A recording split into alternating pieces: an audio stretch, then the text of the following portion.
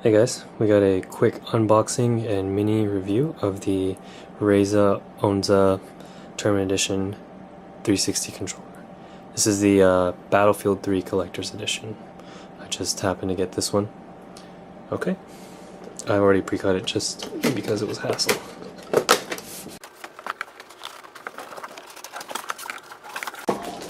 Okay, so once you manage to fight your way through the box, here's the actual controller in the regular kind of plastic holder. I'll take a cut here while I get this out.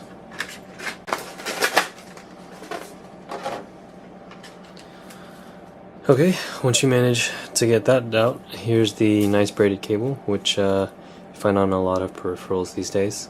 And the actual controller is here, as you can see. And here's a nice close-up of the Battlefield logo. And the backside. Stay tuned for the mini overview and quick review. Alright.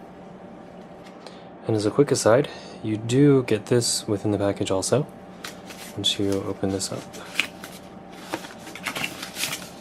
This comes with a just a little letter card, quick start guide,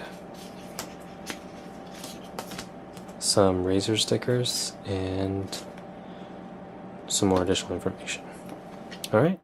Hey guys, so here's just my small mini review of the Razer Onza after having used it for about 2 weeks. Okay, we'll get started. First up, we'll look at the 4 buttons here. As you can see, they are lit. Provides a nice glow, but it's not too obnoxious at night. As you can hear when I press them, they do have a very clicky sound, which I believe is due to the mechanical switches that these use.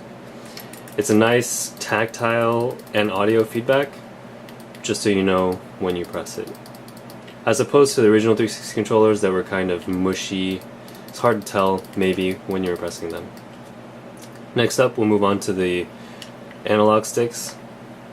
These do feature the adjustable resistiveness. You just kind of turn this wheel and you can hear it clicking, which changes how difficult it is to move from side to side or to the extremes. I adjusted it once when I got it, but I haven't touched it since then, so it is useful in that you can adjust it when you first get it. Next up is the D-pad. As you can see, it's 4 individual buttons as opposed to one large button that you kind of just press in the general direction of. It's much better. I don't use the D-pad too much, or I haven't really had problems with it, especially on the original Microsoft controllers, but I guess this is a good step up and definitely improves your accuracy as far as which button you're pressing. Then we'll move over to the bumpers. As you can see, there are 4 bumpers as opposed to the usual 2.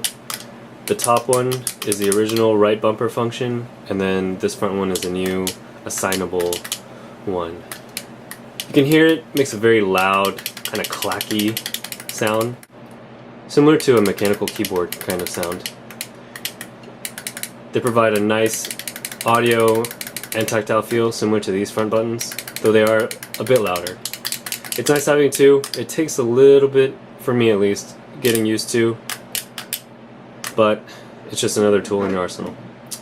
Then move on to the trigger. As you can see here, it's kind of a longer curve than the regular Microsoft branded controllers. It's strange, it's similar to the PS3 one, but it's a little more resistive, so I like that. I don't like how far it has to travel before you actually get a nice press, though. It is something that you do get used to, so don't worry about it too much. I wish they'd made it just remove this, or made it a little bit shorter. If you rest your finger closer to the controller, though, it kind of negates that as your finger travels less. The start and back button, have been moved to the bottom. It is a nicer feature to have. Your thumb can just kind of press here instead of maybe having to reach over here and accidentally hitting the guide button.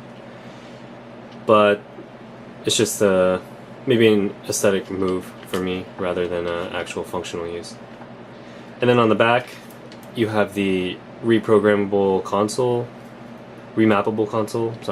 where you can kind of remap keys to what you'd like, just in case the game you're playing doesn't support the button configuration that you'd prefer. It does have a braided cable, as you can see here, if it's not blurry. It's pretty thick. It doesn't tangle as easily as thinner wires. It feels good. Next up is the finish on the controller. It's a matte rubber finish. It prevents kind of slipping, just in case, I don't know, and it kind of hides fingerprints, so I really like it. As far as the Battlefield 3 Collector's Edition goes, I'm not really a fan of this decal, but it happened to be the controller that was on sale, so it's what I got. It doesn't bother me too much. So I give this controller an 8 out of 10.